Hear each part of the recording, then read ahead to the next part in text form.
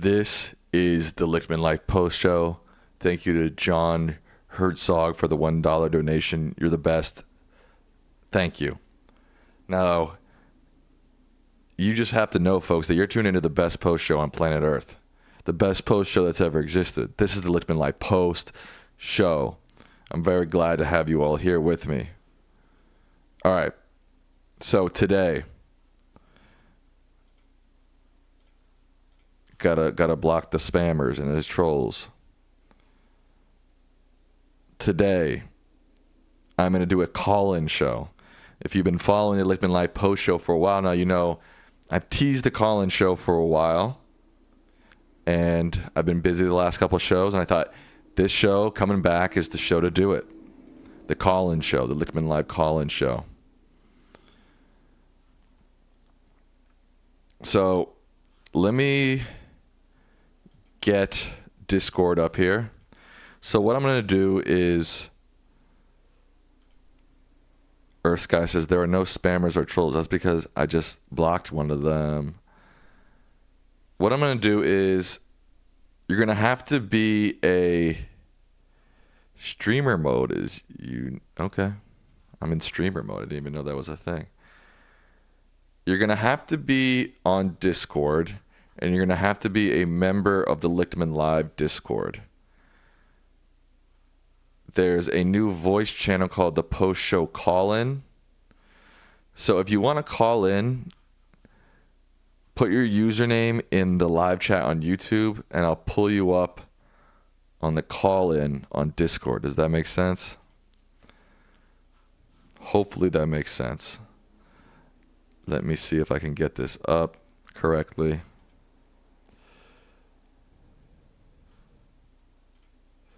Okay. Let's see. This is just the general chat on the Discord. Does anybody want to call in? A lot of people saying, T-Girl says, I don't do Discord. Peter Collingwood says, not me. Well, so far this is going really great. Really amazing. How about a meet and greet? Maybe one day. Mr. Avocado says, Lichtman Live Post Show, best freaking post show in the universe. That's true. My Best Life says, Sam, what are your thoughts about Luigi Mangione event, the United Healthcare? My thoughts are that guy is a murderer. That's really what I have to say off the top of my head. I don't support violence. I think a lot of the things he said about violence were very basic things, not thoughtful things that can be refuted in about 2 seconds.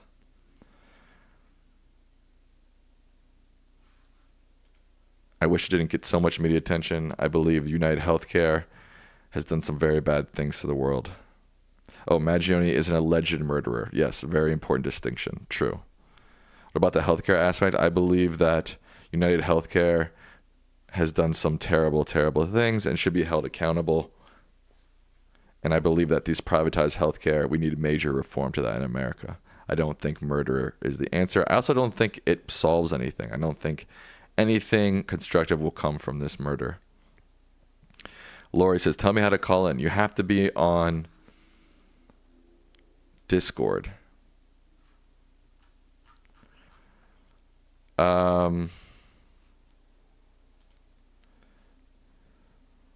Let's see.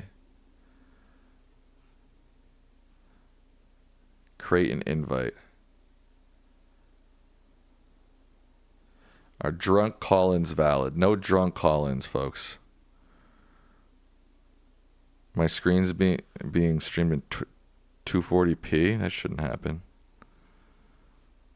Tell people how to access the Discord. Hey, Andy Bashir, you want to call in?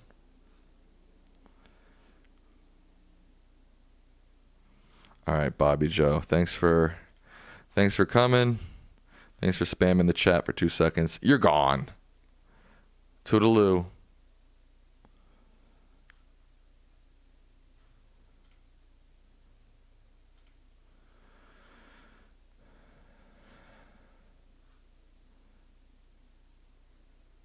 I don't know what this means, Doctor Gojira.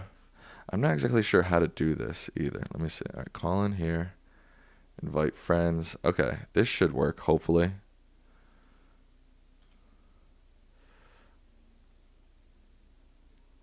Anybody on this server want to call in? This is Hello, Sam. Are you there? yes, who is this? It's Jeff Crusan. It's your server Oh, owner and Jeff. operator. It's Jeff calling in. Oh, thanks, Jeff, for Yeah. coming in and calling in and being the first caller on the Lichtman Live post show. Yeah, sure thing. No problem. Uh, yeah, good stream tonight. I think Oh, things went thanks, well. man. Yeah, I think things Yeah, went really well. yeah. I'll keep the behind the scenes talk to a minimum, but yeah, it was. I thought the populist discussion was really important to have, especially William Jennings Bryan. He's really important to the whole populist movement and stuff. So yeah, Yeah, I didn't even know that, to be honest with you. As you could probably tell in the stream, I had no idea he was yeah, he was a president or a presidential candidate even. yeah. The one thing I thought was really funny about him actually was because he ran three times. So he ran against McKinley in 1896 and 1900, I believe, Right. and then 1908 he ran against William Howard Taft. So he ran in three elections against two other Williams. So there That's was a hilarious. joke actually. I think there was like a pamphlet or something about him where I think maybe it was 1900. I think they said vote for McKinley. You can vote for Bryan anytime because he ran three times. It was Right. so it was a nice little joke they had there. But Interesting. it was yeah, it was great. Uh, So Jeff, yeah, if I want someone to call in, Jeff set this up. So if I want someone like say Andy Bashir wants to call in after you, do I just invite him to this channel basically? I hit create invite or how do I do that exactly? um, hmm.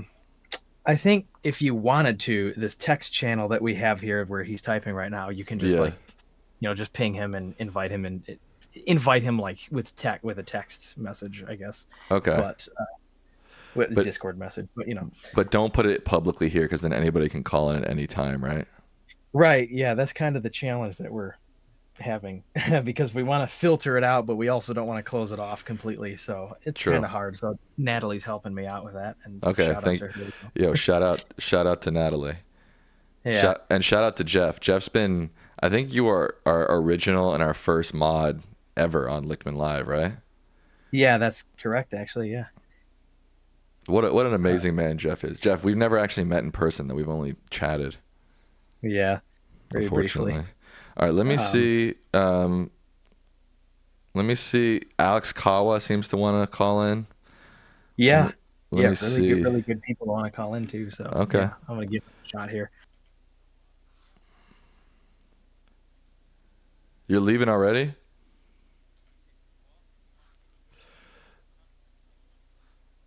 No, do you have any you look, the floor is yours. You got something to say? Say it, brother. All right, man. Yeah. Are you liking the lectures?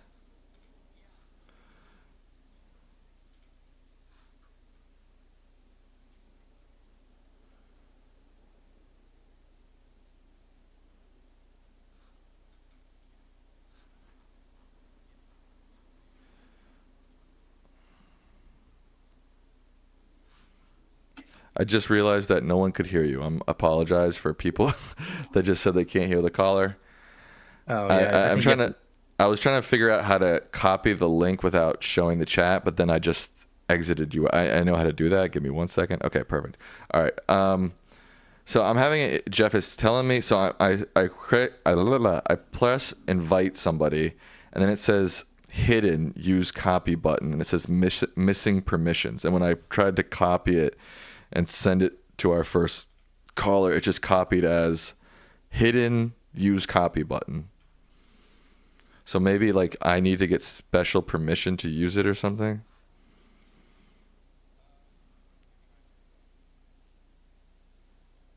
Yeah.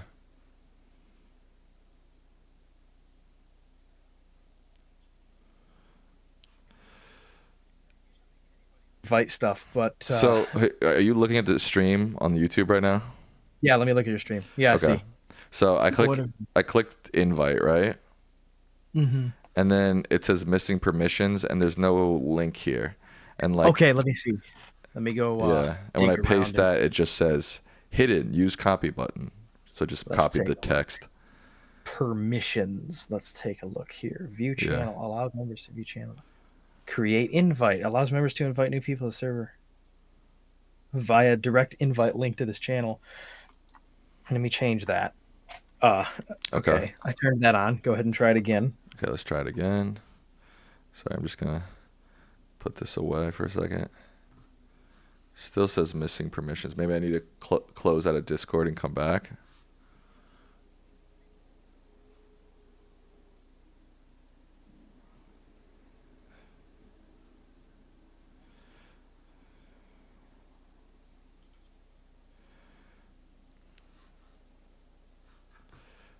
Invite. Let me see. It looks like I have to be friends with them to invite them. Is that the issue, maybe?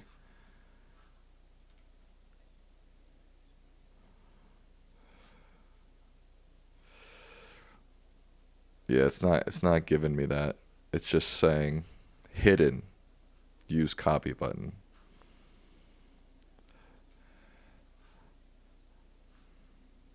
Okay.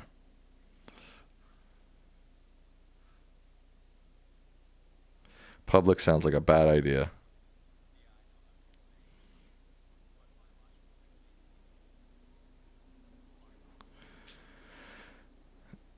Yeah, exactly.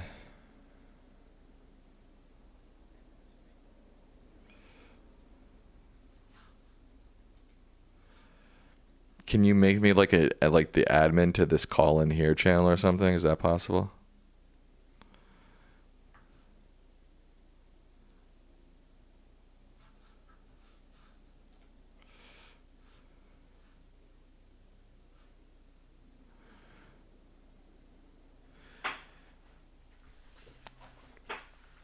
If you're trying to find the Discord, go on to our last stream. The link to join the Discord should be in the description of that video.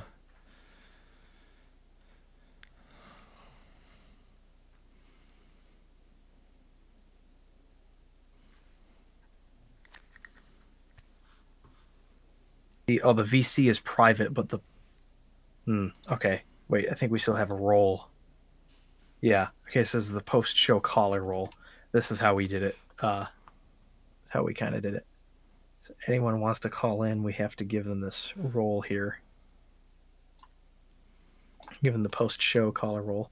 Okay. Um, Uh, Thanks for helping with this, by the way, Jeff. yeah, no problem. We're kind of testing it out too. Yeah. Look, guys, tonight's a test night. Don't freak out. You know, Marco says give out your cell number. Sure, it's 111-111-1111. That was a good one, right, Jeff? That was a good one.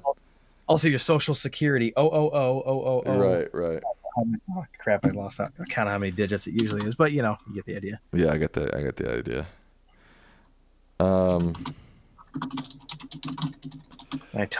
My aggressive typing is coming through the mic.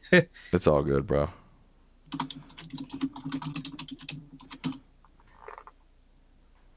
Yeah. So let's see if he joins. He should be able to join now. I just don't. I want to be. You know, I don't want to have to rely on you, obviously, to do this. I know. Yeah, we want to have it like private, but it's also hard to like Give me exact access to it, right? Yeah. I mean, we could leave the VC open. I know David Packman's server has like how many members in it? He leaves it open and they like screen it through on his end on the show, but right. Yeah. I think Natalie's logic behind it was that nobody. Oh, here's Alex. Did you send it to him? Yeah, I gave him a role so he can see the channel. Oh. That's how we did it. We made it to where like only if you have the role to be a post-show caller, then you can see the channel to join it, but the text channel is public. Gotcha. So So this is not a long. Yes. Alex, what's up, brother? How you doing? I'm doing all right. How are you? Good. Tell me about yourself, Alex. Who are you? I know I see you on the channel all the time, but Well, if you want to, you don't have well, to. You don't have to tell us anything no, I don't mind personal. at all. Uh, I do not. I do not mind one bit, honestly. Um, sometimes I have the tendency to overshare some stuff about me, so you have had, so it's a very good question. But no, so I think I first discovered your dad about 4 years ago when he made his 2020 prediction. right. I've always been very. I think we got somebody else. Oh, Yeah, Andy Bashir. we got the governor of the state I was born in. What an honor to have Andy Bashir here.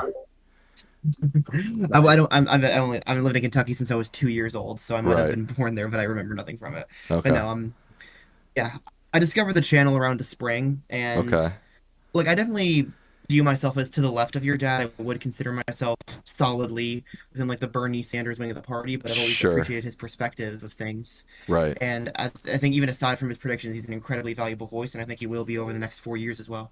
Oh, thanks, Alex. I appreciate that. Well, yeah, I mean, so Yeah. did you first see did you first see the New York Times video? How'd you find that 2020 Yeah, prediction? that was 4 years ago in the summer fall of 2020. Gotcha. What's on your mind politically right now? What's grinding your gears out there in the political world? How much time you got? Pick one Um, because pick one thing. Pick one thing. um, well, I'm autistic, so I gotta say I'm really fucking pissed off. This is Okay. the first time I've ever sweared publicly on YouTube, so Wow, that's that's kind incredible. of crazy. I'm edgy, but no, I'm Yeah. pissed off that RFK, a man who thinks vaccines cause autism, is going to be HHS secretary. That Yeah. honestly, for the first time ever, like I actually feel like I don't want to say unsafe, but I feel like attacked, like for the first time ever, basically. Right. And Not for the so first time ever, but like you said, you have been diagnosed with autism, and obviously RFK's whole thing is that vaccines cause autism, vaccines right? cause, yeah. Right. So Yes. what's your response to that? It really is sad, just and it really goes to show what you and your dad have been saying on your show for who knows how long, which is that um a lie travels around the world faster than people have the time to hear the truth because Andrew Wakefield, the man who brought that into the uh, lexicon, Yeah. his study was so bad that it was retracted and he was stripped of his medical license, but it was too late because millions of people who believed that found comfort in that and they felt like they had their if it was confirmation bias, like they had Yeah. been confirmed with it. Yeah.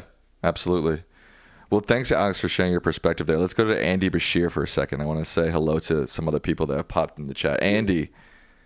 Oh, you don't have to leave, Alex. Alex left. Okay, Uh, he's back. Andy, what's up, brother? How you doing? How's Kentucky? it's going very good. Okay. Very good. That's, you're a politician. You don't have politicians have a lot to say, Andy. Just very good. That's all you got to say. Uh, No, I'm just kidding yeah, with you. I'm not I'm just putting you on the spot. I'm yeah. No, just I'm put. not actually the governor of Kentucky. I Oh, know. guys, he's not the governor of Kentucky. Whoa. Guys, I've been exposed. Oh, shoot. I'm I'm the imposter, guys. Okay. What's your name? What's your real? You can just tell me your first name. Is your real name Andy or no? No, it's not. Okay. What should I call you? It For doesn't have to be privacy, your. What's that? for privacy reasons, I will not be revealing my Okay. first. I'll just call you Andy then. Is that cool? Okay, that's fine. All right, Andy. What's on your mind politically right now? What's swirling around up there? Like honestly, I think like the whole politics stuff would die down after the election, but Yeah. there's a lot of stuff going on, like especially around the cabinet. Things like there's like the Matt Gates stuff, and then Sure. there's the whole Pete Hegseth, and then RFK Yeah. Jr. Right. So you're just frustrated with those picks, or you're frustrated? Well, is that the bottom line? You're just frustrated with those picks? Well, I think the picks are like pretty horrible. Like I don't think an anti-vaxxer should be the head of the Department of Health and Human Services, and Right. I definitely don't think a climate denier should be the head of the EPA. Right. But also, Absolutely. I thought like after Trump's win, I thought like there would at least be like it would like the whole political like thing stuff would die down until January when Trump actually takes office and gets Right. inaugurated. It started full swing, and you're already You're already in full panic mode. Yeah, because I'm Yeah, pretty concerned about what could happen. yeah, Like I know about the birthright citizenship stuff, right. and Yeah, also about the border, and especially his tariffs. yeah. They're all things that should be on all of our minds. My perspective about the whole birthright citizenship stuff is, it's a constitutional amendment. I mean, there would have to be a massive movement in our government to essentially make a constitutional amendment to change that birthright citizen stuff. So I wouldn't be too worried about that. The one thing I'm worried about is, and I've talked to some people about this, are the Dreamers. I think, unfortunately, the Dreamers might be in a lot of trouble, Yeah, especially in I this don't new think it's looking administration. too good for them. Say that again? I don't think it's looking too good for like DACA recipients or dreamers, like you said. Yeah, yeah, exactly. And unfortunately, I think Congress is going to give Trump all his picks. I know and my dad has said maybe one or two of them might not make it, one or two of them might not get voted in, but it's looking like more and more like they're all going to get in. And but I think for like at least the first few months until like the three House vacancies get filled in, because one is Matt Gaetz who's resigning, and then the other two are joining Trump's cabinet, which would leave Republicans with a 2-seat advantage. So I think for the first few months until like the vacancies get filled, I don't think they can pass much because the Republicans in that time period cannot lose a single House vote. True. I hear And that. I think there's still some sane Republicans who will oppose some of Trump's more extreme stuff. So I think for the first few months, at least, it won't be too bad. I like the hope you have. I don't have the same hope. I mean, I have the hope that everything will be all right, but I think the Republicans in Congress are going to give Trump whatever he wants, unfortunately. Can I add something on that? Yeah, Jeff. Republicans in Congress talking about the Senate. Even though we don't have like a Mitt Romney or a John McCain anymore in the Senate, I mean, they're only going to have like 53-seat majority. There's still the likes of like Lisa Murkowski and Susan Collins and some of the stuff like abolishing the entire education department might not even have the votes in the Senate, So yeah, but I think a lot of people on the left and a lot of Democrats have put their faith in people like Murkowski, like with the Brett Kavanaugh stuff, and she always comes up empty-handed. You know what I mean? Right. Yeah. And well, I guess the silver lining of Democrats, I guess, if you were to liken it to like sports and stuff, if they're playing defense now, the kind of like a silver lining to it is if they're going to put a filter on Trump through Congress, they only need to take the House, really, in the midterms. So, Yeah, no doubt. But I don't know. I'm just not going to give any credit to any Republicans in Congress until they prove me otherwise. Because like I said, I feel like the likes of Murkowski, people on the left and Democrats are always like, Murkowski's going to save us. And then she never does. Yeah, she never, or Collins, yeah. Too. Or like, Collins, yeah, whatever, yeah. Because there's some people are finding hope in the fact that it was like, we got John Thune as a majority leader, right? Right. And the MAGA guy, the guy that MAGA's wanted, Rick Scott, only got like 13 votes on the secret ballot. That doesn't always mean anything, because even though Thune is more of a traditional, like, pre-MAGA Republican, he's still from like a part of the country that's pretty MAGA, so he represents that still to a degree. I still think guys like Thune are going to give Trump whatever they want. Yeah, but only time will tell. Let's go to. Thank you, Andy, for speaking. Let's go to Colored Duck. I see Colored Duck up here, and he's got a mouse icon. Hello. So, hey, Colored Duck, can you please clarify why you're called Colored Duck with a mouse icon? Can you please clarify that first? Oh, I don't know. The username was just a random like adjective and noun. Yeah. The avatar is a picture of a Sim wearing a rat costume from The Sims 4. Oh, it was just something silly and stupid. I like it. I like little mouses. I think they're cute.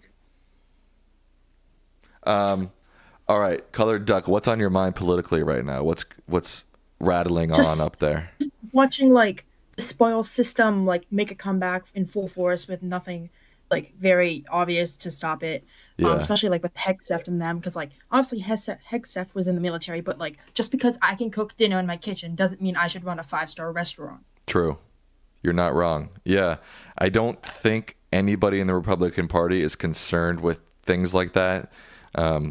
They're supporting a man who had no political experience, right? So if they start coming out and saying, well, Hegseth doesn't have this experience, that experience, their whole house of cards falls down. So I think that, unfortunately, I think that ship of qualifications has sailed a long time ago.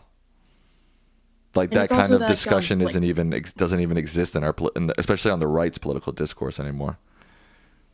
like 3 years ago or so, I was in U.S. history class, and we were learning about Andrew Jackson, and like we were ending up making frequent comparisons to Trump because like Jackson was pushing the limits of like the status for his like party back then, Yeah. and like Trump was doing that too because like we were questioning like because like everyone was so stunned over the public documents thing being like, is he allowed to do that? And like not Mhm. exactly like taking action right away and saying like no. They kind of just like were like sitting there stunned, which it was just like so surprising to see my class make those comparisons, and now it's like kind of like really true. It's very true. Yeah. And I thought, like I said, I thought Hegseth was going to take his name out of the running. I didn't think he was going to make it. And now he just keeps, he's the little engine that could. He keeps chugging forward. Yeah, he But looked really weak, but it's like he's still going. one thing the right doesn't do is, man, they don't give up. And, Hmm. unfortunately for the country, but I guess fortunate for their own political careers. Let's go to Dr. Gojira. Gojira, what's up? I like your icon too. Godzilla. Thank you. Don't mind me. I do have a genuine question, but I'll say that for later. I do apologize. I'm currently plastered, so I'm kind of not really exactly on the right kind of mind for questions right now. So I do apologize. So you just All skip right. over. So you're just here listening. Pretty much, yeah. Okay. Okay. Let's see who's next. Oh, it's Jeff. Julie. Julie, you want to chat a little bit?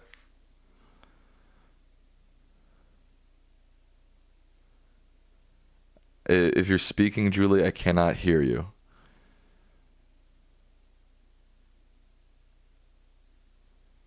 All right, Julie.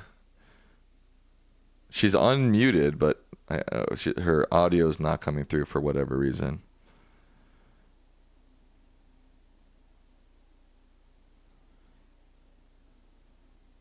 Okay.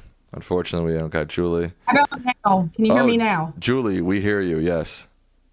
Yeah, I'm the one known as In Your Face New Yorker in the chat. Oh, yeah. You got good questions. Thank you. Yeah, it's really fucked up. By the way, I don't live in New York anymore. I used to, and that's when I got the name when one time I was like on the phone with my dad. I'm originally from Pennsylvania, and I was like cursing a blue streak. He said, "Jesus Christ, Julie, turn off the New York. You've become like an In Your Face New Yorker." Oh. It was like 17 years ago. Anyway, I'm in Massachusetts now, but Okay, gotcha. yeah, like I said in the chat, they better not fucking touch Anthony Fauci. I mean, I am going to be so infuriated if they do anything to him. Like, man, he's become such a polarized figure. Who would have thought, right? Who would have thought 20 years ago? Like, who would have thought 20 years ago that a man in that position would be such a polarized figure around the world? But yeah, I mean, I agree. I hope that. I mean, I don't. From what I know, he hasn't done anything wrong or illegal. So. no, and you know what's really disgusting is like, I don't know if you're familiar with this guy, Sam Harris. He's one of those famous atheists. Yeah. Yeah, I mean, I like Sam Harris. I like Richard Dawkins, but both of them have been disappointing me lately, to put it mildly, for a number of reasons. But Sam Harris, like in his podcast, which I still listen to because he still says enough stuff that I agree with and that makes sense. But like, he was, I mean, when he was talking about like how horrible Trump and his cabinet are, like he said something like, well, at least Anthony Fauci and Francis Collins are real doctors.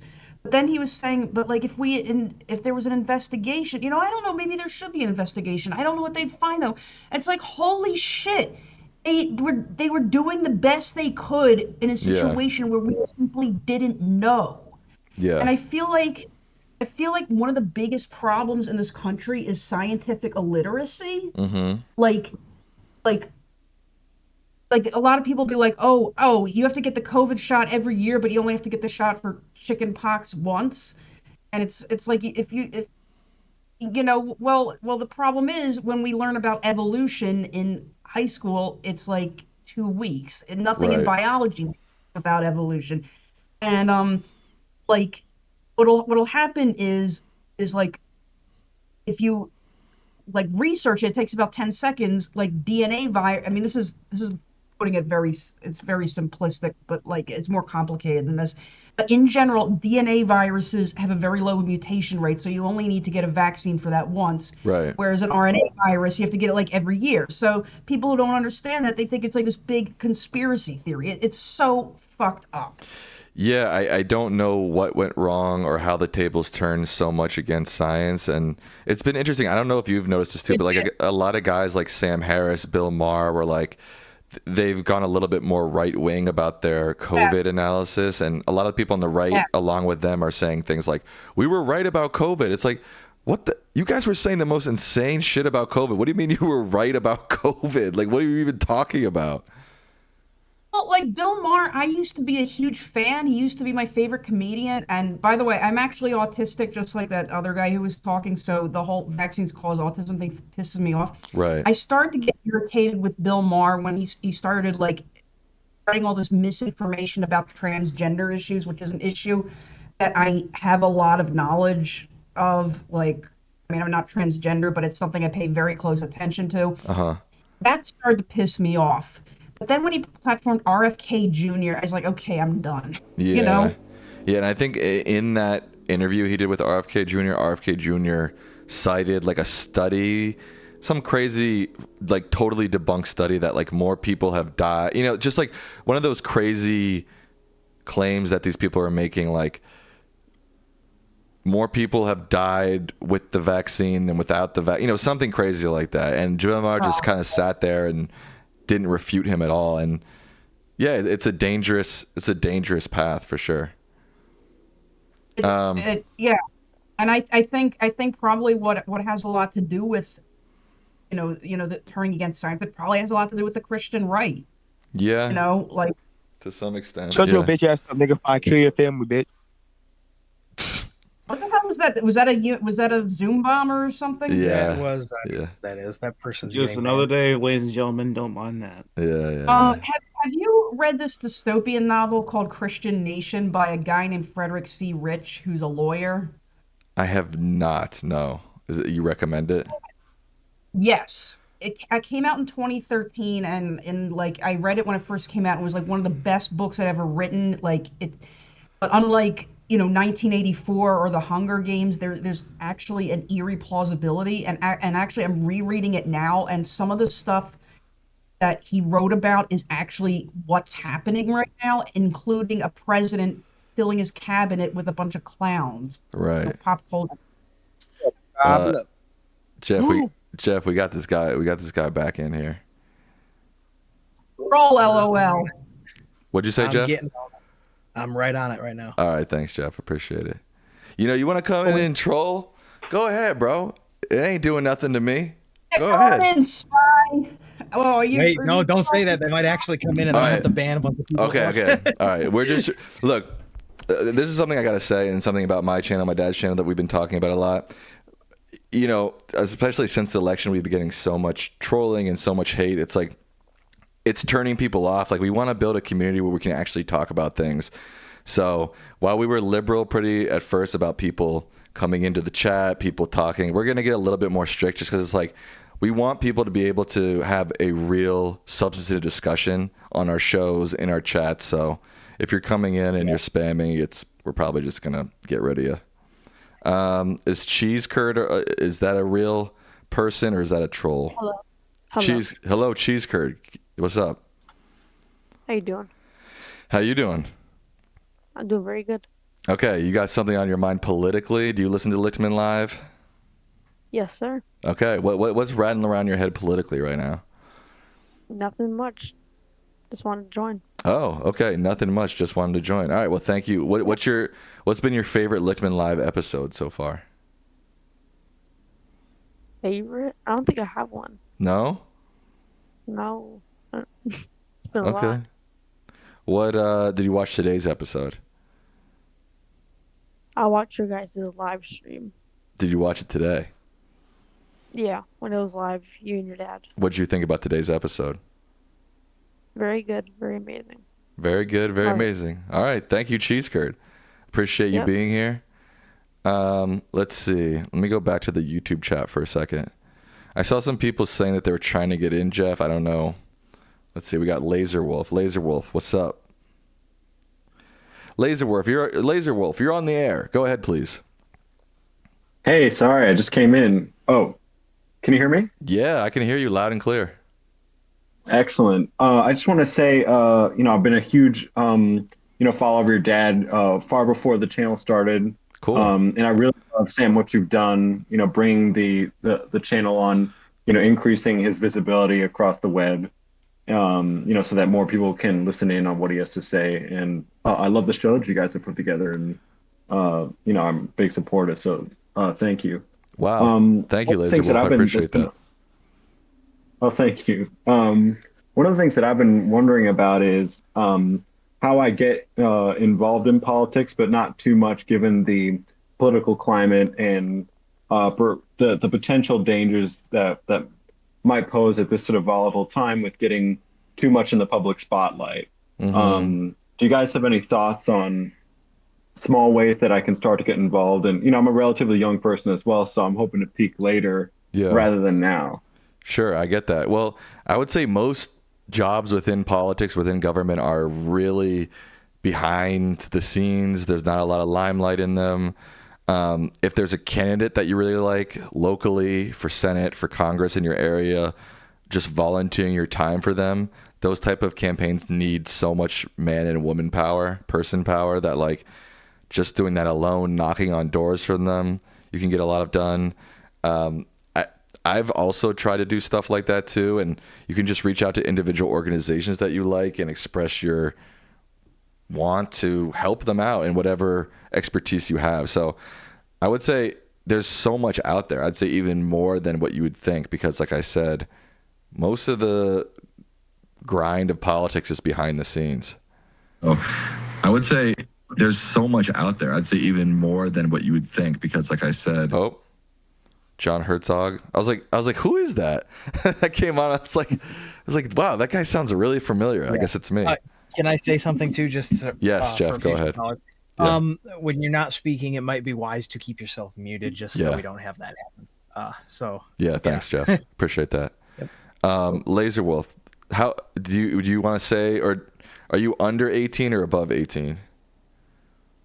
No, I'm above 18. Okay. But I appreciate the advice from both you and John. Thank you.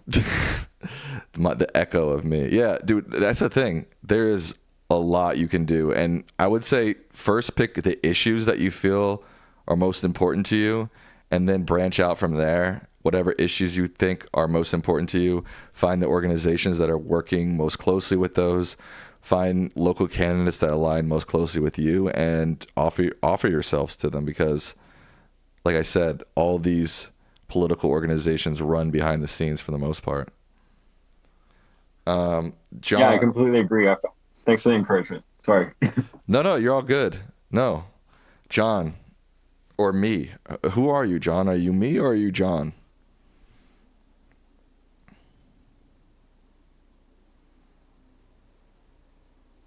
You talking to me? Yeah. What's up, John? How you doing? What's up, man? How's it going? Well, you watch Lichtman live? Are you what's good? Yeah, I started watching the predictions, the keys that your dad created, and it was fascinating to me. Okay. So by and started listening to. I'm a Republican, but I just appreciate the what your dad designed. I respect what your dad designed. I think it's pretty fascinating, and I like that. Yeah, absolutely, man. Yeah, and look, it doesn't matter if you're a Republican, if you're purple, if you're blue, if you're independent. Exactly. You're welcome here, as long as you're not just being a dick about it. You know what I mean? 100%. What's on your mind politically? What's rattling in your head? Well, I just see a lot of division. Yeah. Obviously, that's how it always is. It's kind of the name of the game. But I don't know. We'll see what happens. There's a lot of hot topics surrounding the you know, the current political, you know, atmosphere. Yeah. It's gonna be interesting to see what happens. You know, So it's hard to predict. You're most concerned with division in America, political division. Well, I think it's very prevalent. It's a very common. It's very you know, just talking to people. I'm like, I'm cool with everybody, but it's Yeah. very evident to me that Trump is a very caustic person to a lot of people. Sure. A lot of his you know, policies as well can be divisive. Sure. But you know, I think we should try and overcome that. Personally, I think that, you know, we should strive for like bipartisan Sure. solutions as often as possible. But I think most so that's Americans, yeah, I think most Americans probably agree with that. Unfortunately, due to factors not in control of most Americans, we have become maybe as divided as we ever were. Obviously, we're in a civil war, but we're definitely in a stage of hyperpolarization. That's true. And I don't know. I wish every day that we can loosen the divisiveness, because I think divisiveness is, at the end of the day, good for politicians, good for rich people, and bad for the American people. You know. Yeah, and there's also a lot of misinformation, which is adding fuel to the fire, so to speak. Absolutely. What are as a Republican, what are some things that you agree with policy wise with Trump, or any? Do you not agree with any? With Trump or with Biden? Both. With Trump. Well, I like. For me, I'm very economically oriented. Has anybody told you you sound like Vin Diesel?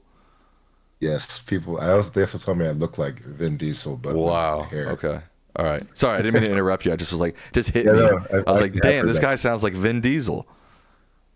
Thanks. All right, go ahead. Yeah, I'm very, you know, pro-America. You know, I want America to be the best, Sure, versus other countries, like economically, and I very much support big technology. I want us to dominate big tech, right, and all other, you know. I want militarily. I want us to be on top. It's just for the, you know, it's just I want America to be like number one, right? So I like that Trump's strong policies that are like anti-China and basically anything that's what I really appreciate the most. Gotcha. So would you say do you like lean in favor of his tariff stuff or no? So for me, I think I see both sides. I try to see everything, you know, on the side of the coin as opposed to one or the other. I try to like view both, you know, I try to see both viewpoints. So I see the argument that it will raise inflation and it's stupid. Yeah. But I also see that you know, what could be accomplished with the tariffs, you know, as less of a revenue generating method than as a lever to achieve, you know, ulterior motive, like ulterior objective. Right? You know, it's interesting that you talked about like America being a leader in technology, because I don't know, I keep getting the thought in my head that America's never going back. We're never going to be the leading steel manufacturer. We're not going to have the greatest labor pool. But if we do lead on technology, like, for example, like what Biden did with the CHIPS Act, right? I think that's sort of like the new sort of wave of American economy. And that's why I disagree with Trump in a lot of ways, because a lot of his rhetoric around it sounds like going backwards. You know what I mean? Like, how so? Talking about competing with China's labor force, with, you know, talking back to manufacturing. You're talking about manufacturing. I'm talking about manufacturing generally. Yeah. Okay. Yeah. Yeah. I think that will be irrelevant, you know, in very, very near future, because robots will make manual labor obsolete. So maybe it'll be a moot. But I mean, I personally, my viewpoint on the whole China situation is China is a threat to us. Clearly, they've come out and said that they want to dethrone us as the global superpower. They've brazenly said that they want to dismantle dismantle our authority. Yeah. They want to, you know, they want to surpass us, you know, economically, militarily, and technologically in any other way that they can, trying to assert their influence as opposed to the U.S. So I don't like that. Again, I'm very pro-America. Right. And so what do you see as solutions to that? Because well, what I'm getting at is I think that China would have never been able to ascend to the point they are now to even contest us. Yeah. If it weren't for the United States facilitating that. Right. They would be broke without us exporting our manufacturing to China. Like they were a third world country. Sure. Right. Yeah. And I mean, they still are technically labeled as a developing country, but you know, they've gotten to the point where they can contest us now, right? And that's because we have given them, essentially, we've given them the means to do that. So right. I think that kind of. But how do you weigh the pros and cons of the facts that, well, one, what do you mean by we? Because obviously a lot of this was driven by policy, but a lot of it's driven by corporate greed and corporate decision making to move their labor forces to Mexico, to China, et cetera, in the hopes of making products that are cheaper for the American consumer, right? Exactly. So how do you weigh all that in your thoughts of like China and, like you said, us giving them the reins to grow their own country? So are you saying, what's your question exactly? My question is, how do you weigh the pros and cons of the decisions by corporations, by the American government economically to give more power to China? Because like I said, it was a decision that was made. It wasn't just some evil decision just to be like, let's give China power. It's like a short-term, like sugar high. They want there's been so many, there's been countless cases where people have brought their product to China to have them manufactured, and then they forced to relinquish all of their intellectual property. They basically give them the blueprints, right? Yeah. And then you start seeing all of the knockoffs pop up on the. It's very commonplace. Sure, You can talk to any entrepreneur who goes and produces something in China. Yeah, they get robbed. They basically get robbed by China. Yeah, I've definitely heard of that. Yeah, they're the ones that do it. You know, like, it's not like they didn't sign up for it. They're the ones that signed up for it. So, who do you put the blame on more? Do you put the blame more on the American corporation or the American government? I think that I don't think the incentives were in place to keep American corporations, American companies manufacturing in the U.S. or like I think that's what Trump is getting at with the tax cuts. He's trying to incentivize corporations to keep the workforce here, keep everything local, so we're not compromising ourselves for that short-term profit. Yeah, I get that.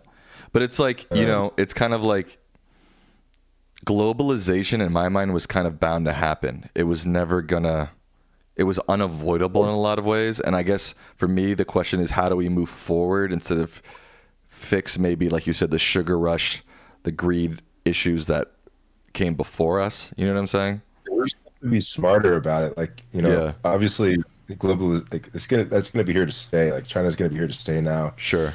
And but do you think it was avoidable? Like, do you think China's power was avoidable at one point? Like, we could have turned the clock in the other direction? Absolutely. And we're doing it. It would have been completely avoidable. I think. I mean, we didn't have the foresight to see what was going to happen. Obviously, otherwise. Sure. But it's stupid because we're doing it again with, we may be rotating out of China, but we're just rotating into other adjacent countries like India. Apple's moved their manufacturing to India now, so now we're going to bolster India's economy and make them rich. Right. So, I don't know. I see what you're saying. No, that was an interesting conversation, John. I appreciate that. But for me, it's all economics. I got you. Let me check in with Boots, who's got a Pokemon icon. Boots, are you there? Yeah, hey, can you hear me? I can hear you, Boots. How you doing? I'm doing fantastic. How are you doing, Sam? Good, man. what's on your mind politically right now? Yeah, so I just wanted to add in that my partner and I listen all the time, and we're calling in from Canada. Oh.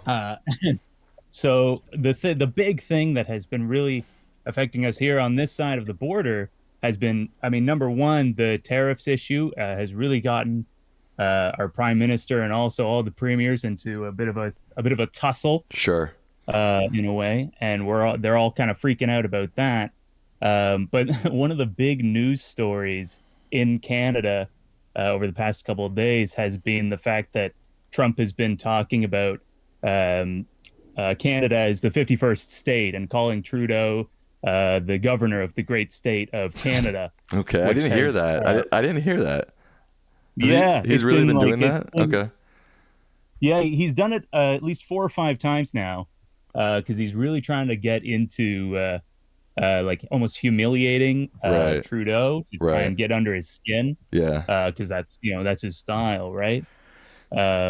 Interestingly, though, Trudeau has really had a tough time over the past year in Canada, but it's interesting that those attacks on him from Trump have actually had sort of a unifying effect.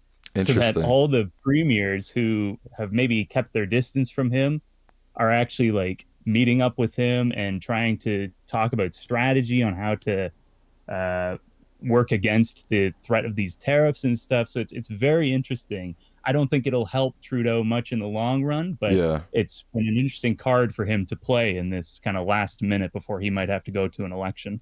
Yeah, absolutely. I didn't even realize Trump was doing that, and it's interesting because I know Trudeau has become fairly unpopular in Canada, but I guess if you're not Canadian, you gotta rally around your fellow Canadian, even if it's Trudeau, even if you don't like him, right? There's some sort of nationalistic bond that's happening there.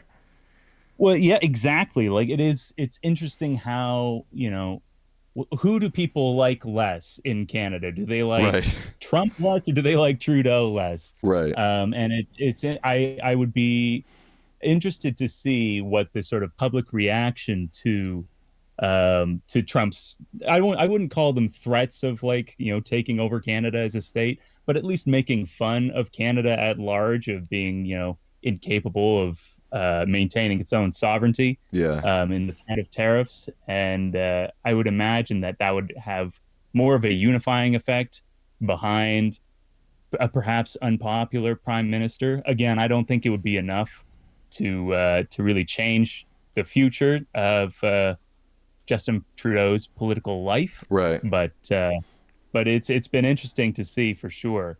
So I'll also say, just as a side note, my partner and I watch the show twice a week. It's great. You and your dad have a great balance for each other. So love it. Thank you. I appreciate that. What's the future of Canadian politics? What does the future hold for our friends up north?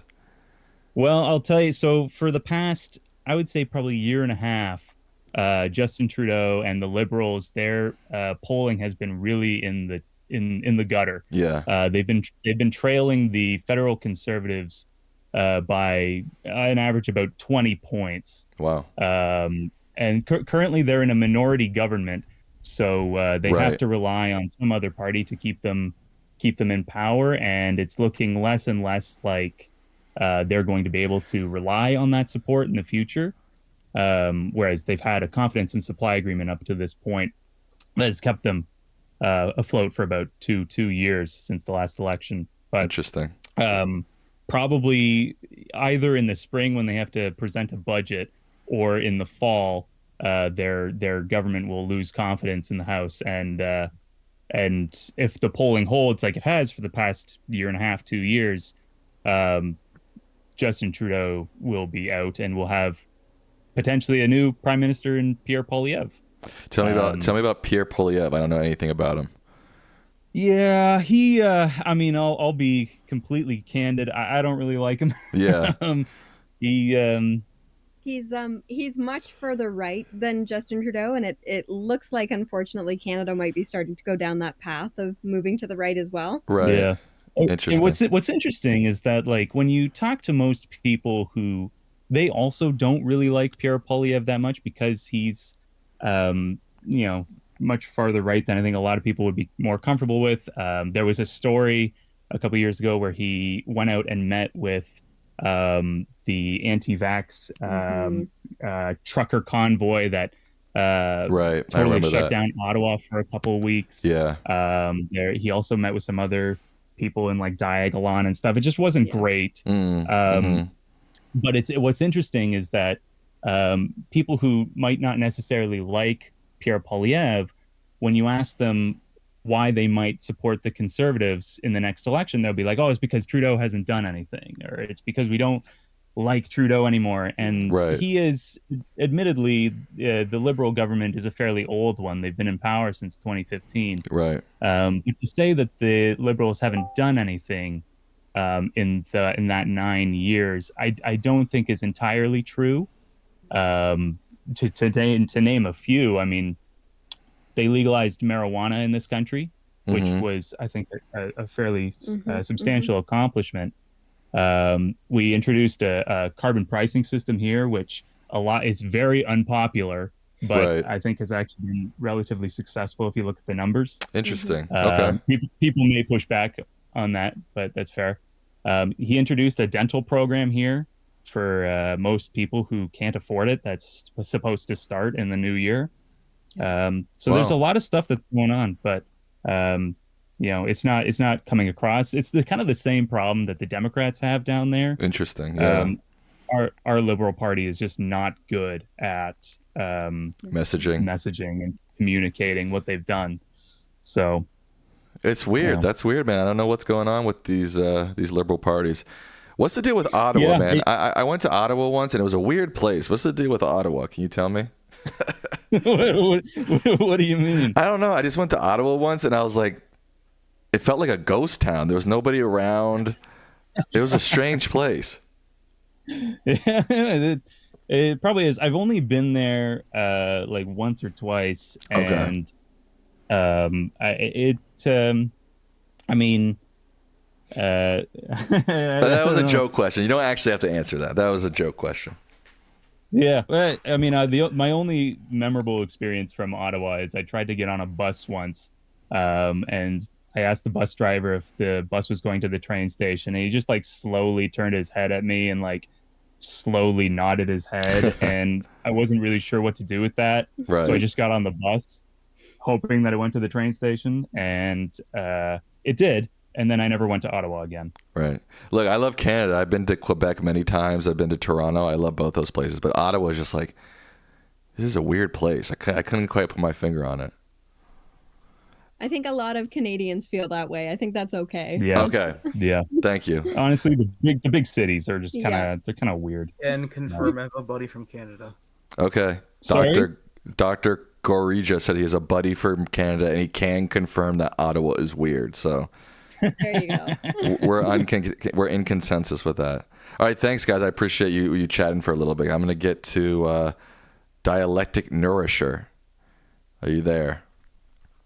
Hey, can you guys hear me? I can hear you. Yes, I can hear you. What's up, brother? How are you? I was the winner of the question, by the way. Oh, today on the show, you mean? Yeah. The show. Yeah. So the question that I asked Professor Lichtman was about, like, essentially, how does his model have any predictive value?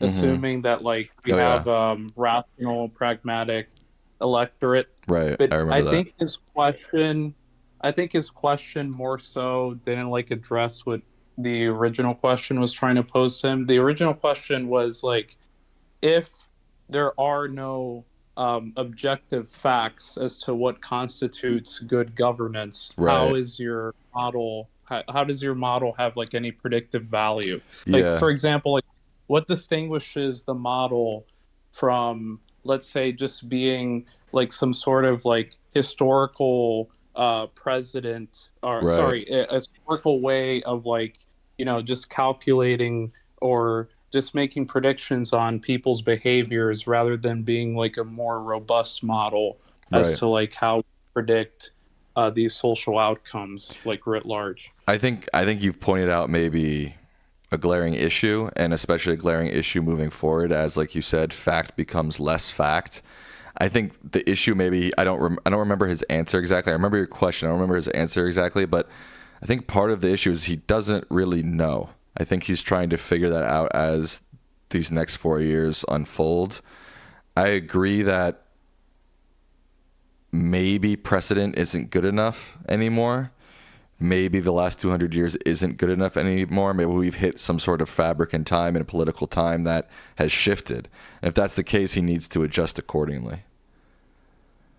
Yeah, and one final thing, it's like you made a good point that I don't think 200 years are sufficient anymore at like making these sort of predictions. Right. But even then, I think like if you have a model that doesn't have like any sort of like let's say objectivity or like stance independence to like, let's say, use a criteria from and then assess what counts as good governance, then all you're really left with are just like the intersubjective beliefs of the population. There is like no way of like giving some plausible account as to like what is like good governance under this model if it's all subjective, right?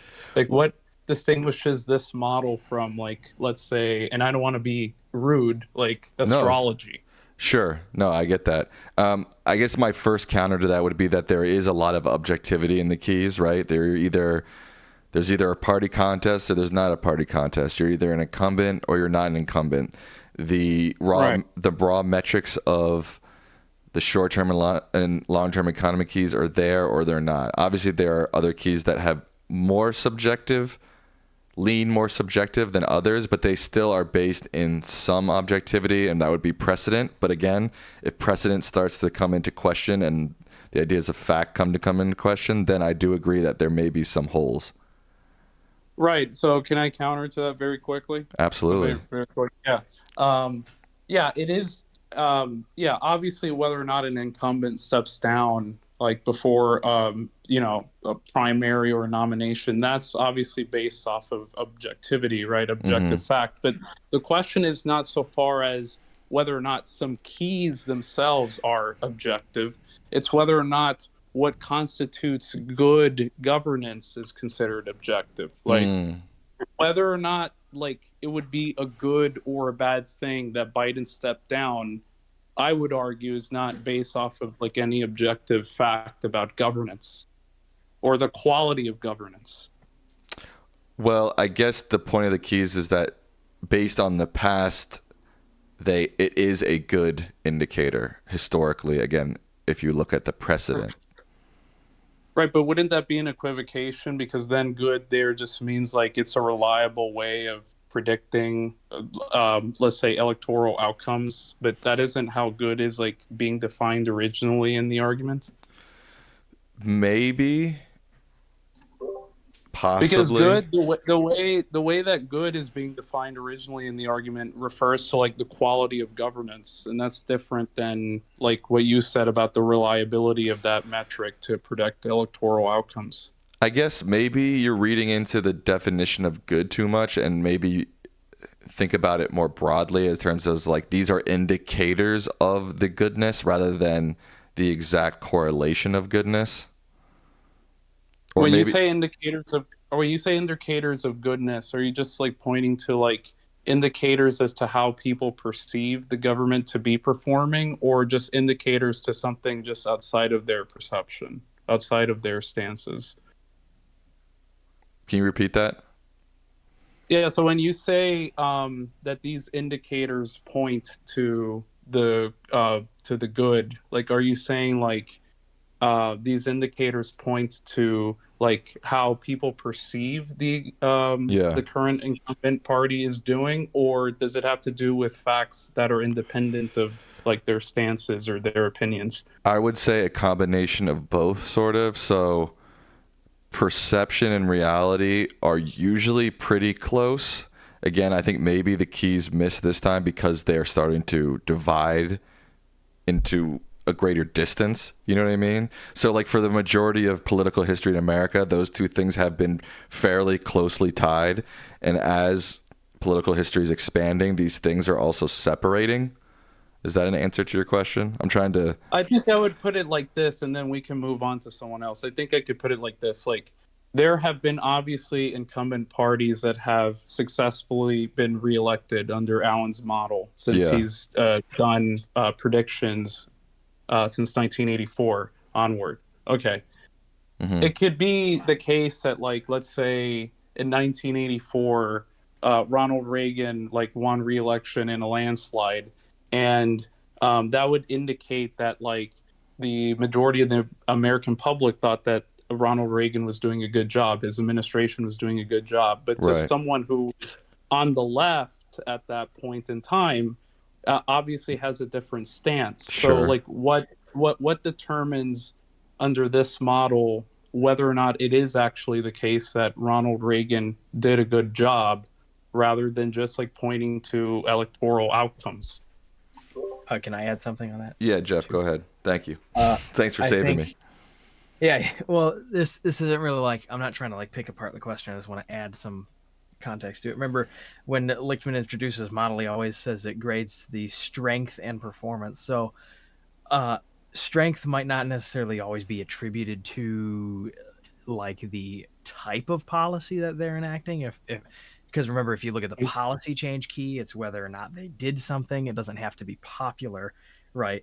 So, and I think that's also why the primary contest key exists as well, which is like if the party in power is able to put forth a nominee in large agreement, which is why you have the 2/3 delegate vote threshold, and it's not a hotly contested nomination contest, then you'd have to like read his book, but I'm remembering the specific line in his book about this where it says a heated primary helps the party out of power, helps the party out of power and hurts the party in power because it's the legacy of like a failed president or a failed or like not a clear legacy where, you know, the president did something that was good. So like the party's going to fall in line behind that. Like we saw in like 1988 when Reagan was hailed as such a great president and his policy, and George H.W. Bush was like the guy, like he was a non-incumbent president from the incumbent party who won. It's only happened 3 times in the last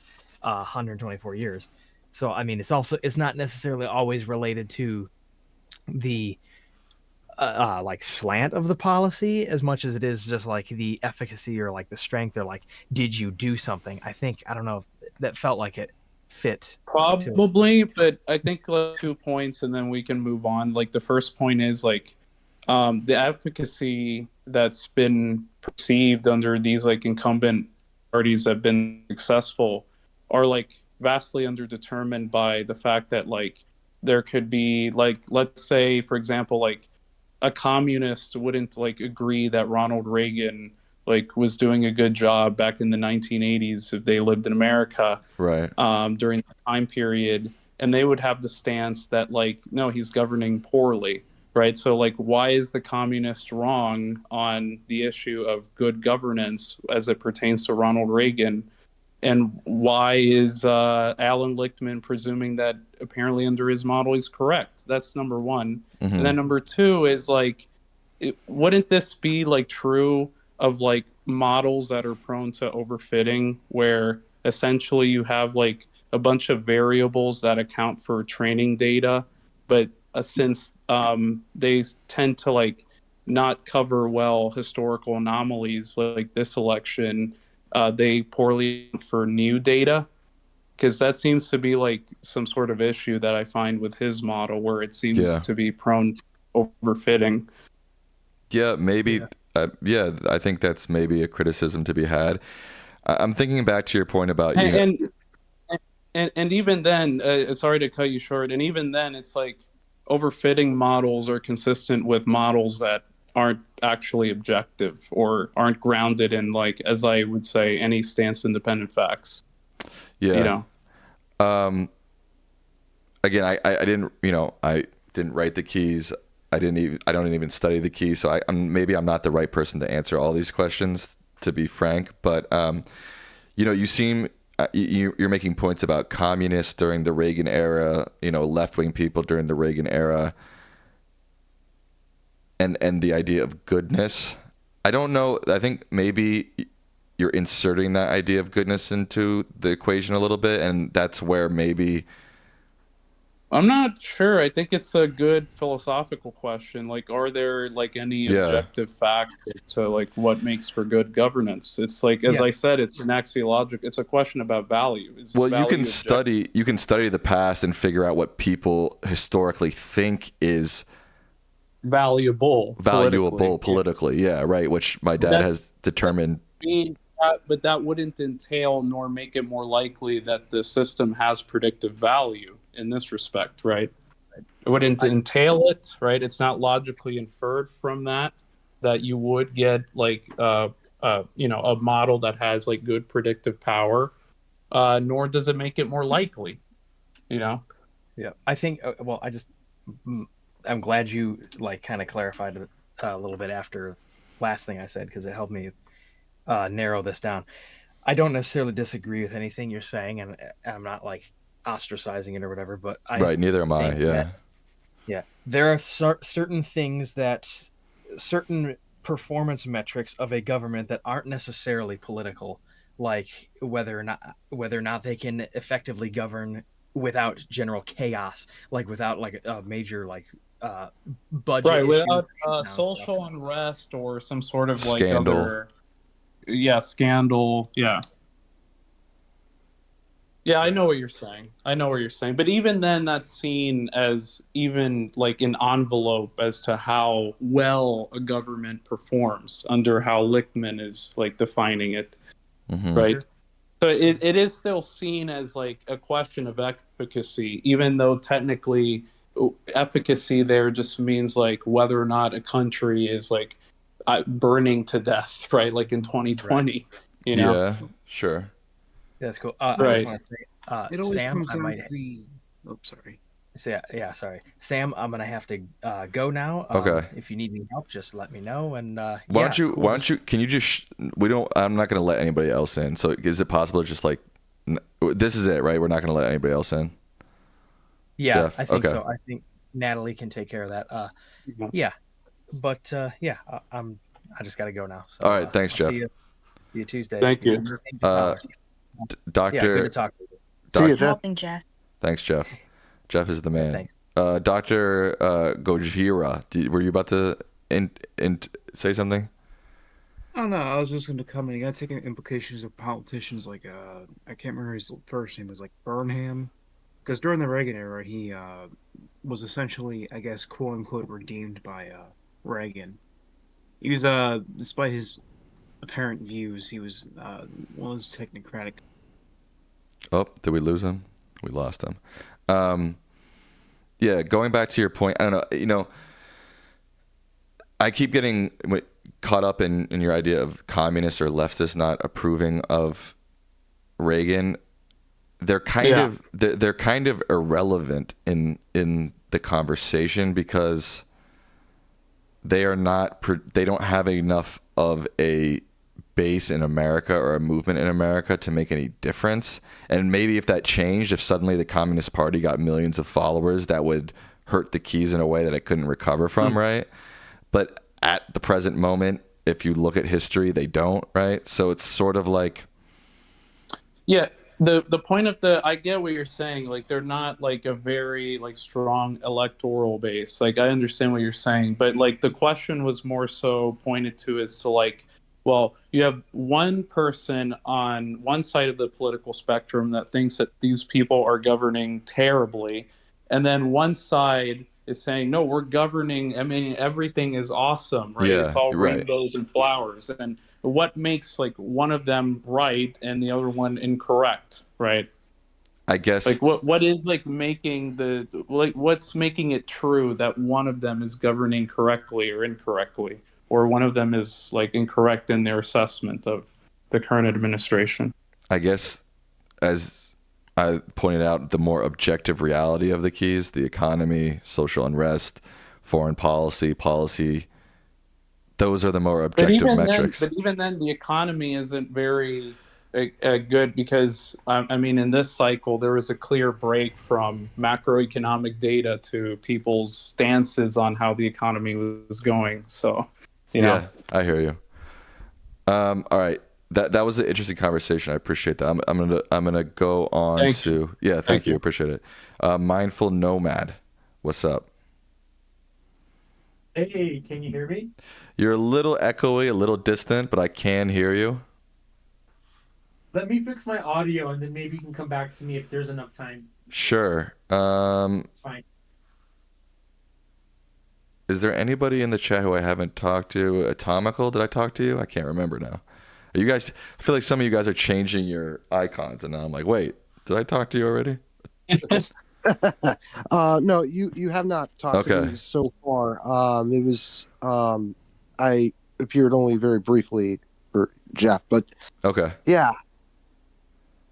What's up? What's up? How you doing? Well, I'm okay. I'm okay.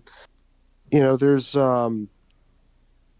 you know, a lot of stuff had been happening, and I do think that,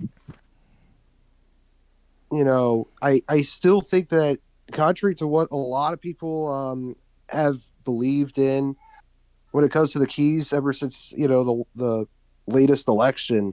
Yeah. You know, I still think that the keys actually still stand. You know, as they've always have ever since 1860. Elaborate, sir. Yes. The problem is that you know, your dad, you know, got at least a few of those keys, or may have gotten a few of those keys, you know, incorrect in terms of his conclusions. Which ones in your mind? Of course, 3 ones. Of course, I already mentioned the no primary contest key, because Kamala was nominated very, you know, undemocratically. Sure. The other ones being a foreign policy victory and the short-term economy. Okay. Keys. Okay. I think he is already and has already stated that he is thinking about the contest key because it was so unprecedented. Right. I think he is thinking about that. Yeah. Why don't you elaborate on the other two, the short term and the foreign policy?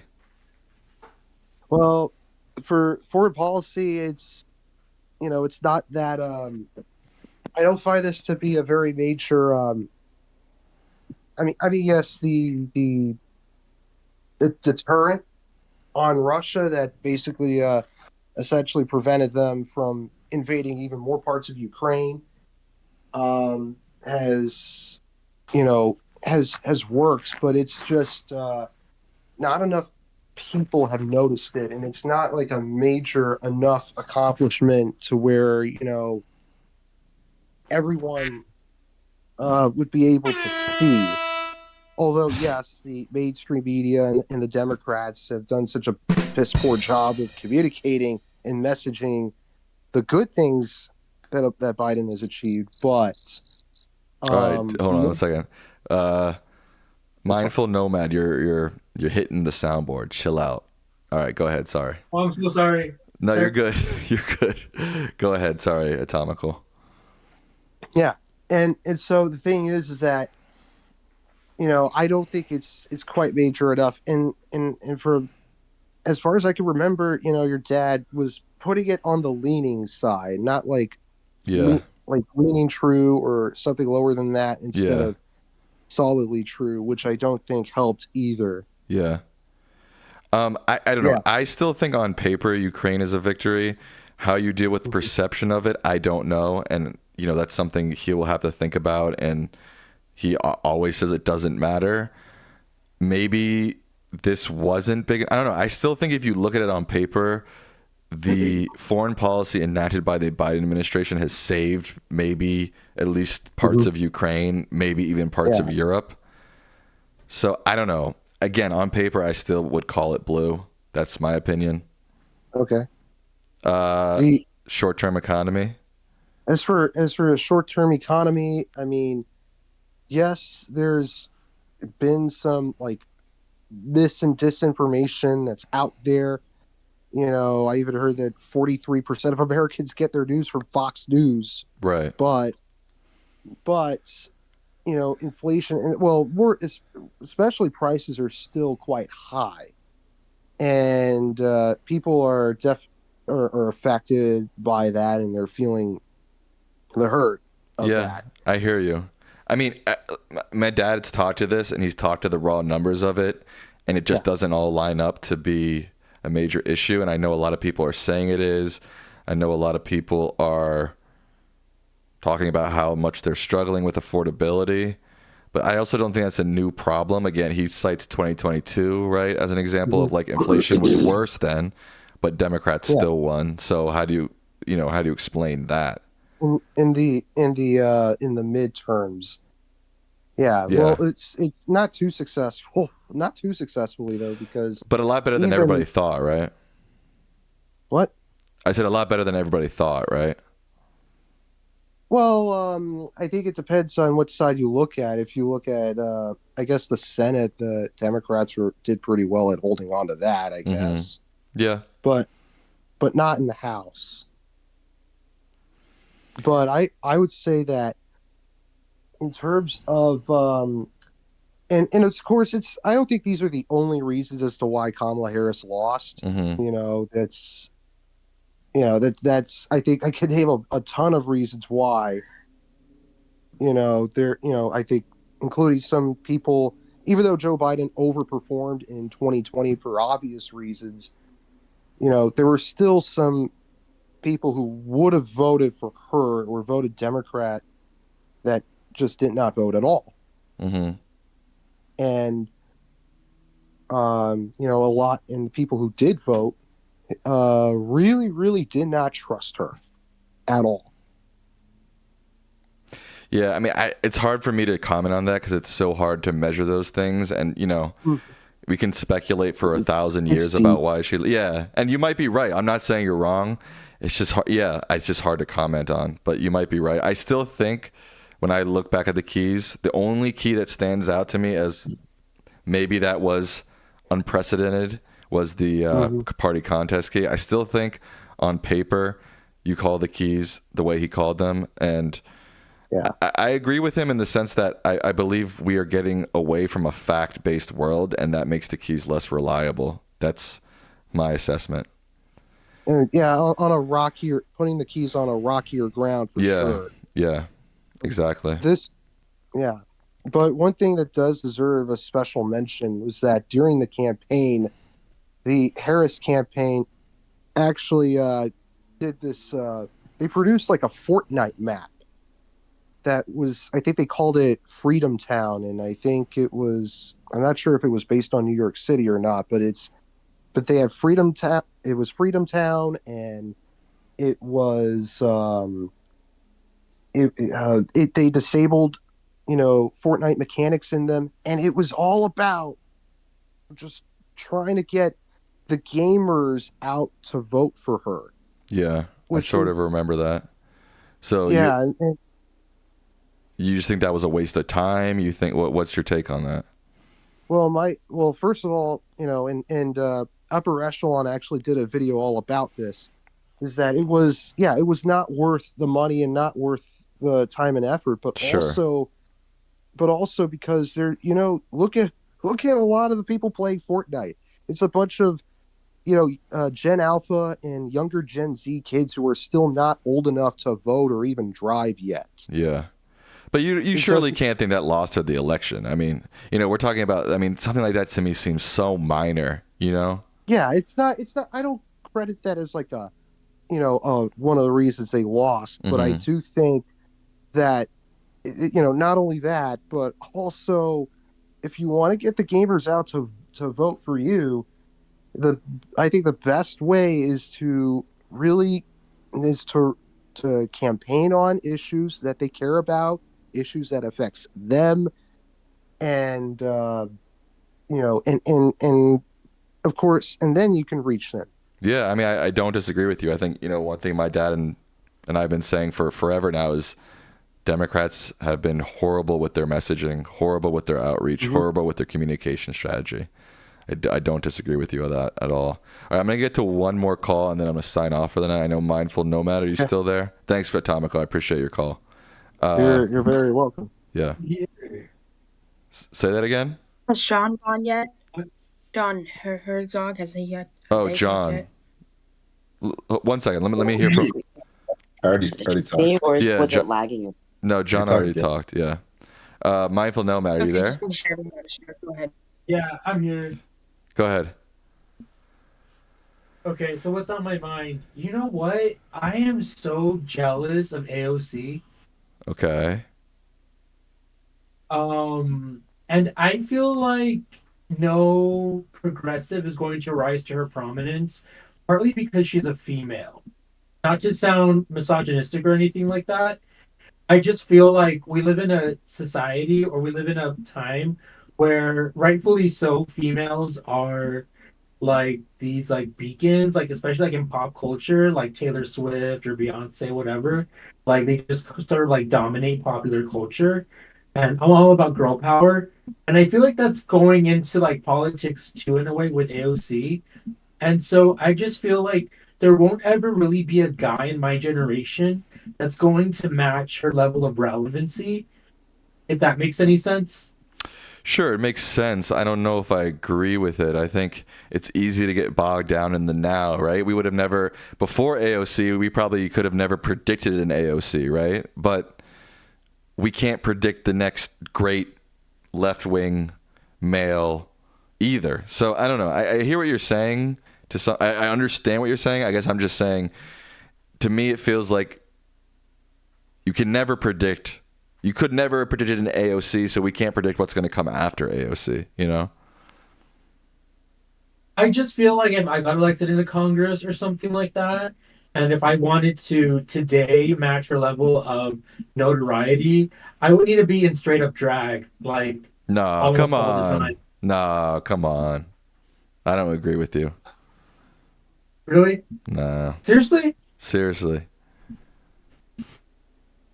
That was my hot take. All right. And thank you so much for doing this. Like, you're so smart. Like, and all these conversations, like, I'm like, damn, like, you guys are like super freaking intellectual and shit. So thanks for like teaching me some shit. Hey, you're super smart and intellectual too, so don't sell yourself short, but I appreciate the kind words. All right.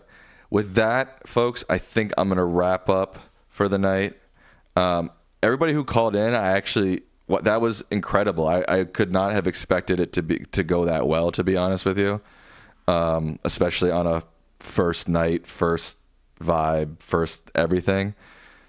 I really appreciate everybody who called in, putting yourself out there. I know that's not easy, so I appreciate you all.